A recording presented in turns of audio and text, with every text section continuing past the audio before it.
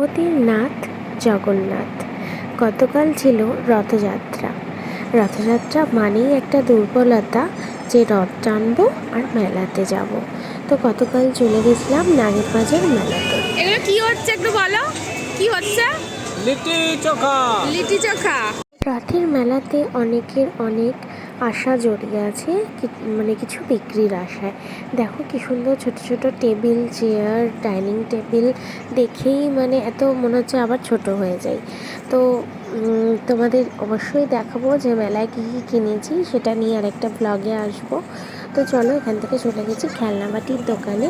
দেখো কি সুন্দর ছোট্ট শিল নোড়া, তো কি সুন্দর ছোট ছোট খেলনা বাটি, মানে দেখি মনে হচ্ছে একদম ওখানেই বসে যায় খেলনাবাটি খেলতে। এবার চলে এসেছি রথের দিকে।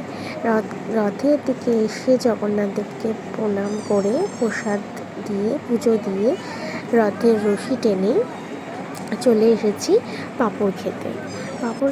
এই যে মেয়ে আর বাবা পাঁপড় খাচ্ছে। এবার পাঁপড় খেয়ে সোজা বাড়ির দিকে রওনা।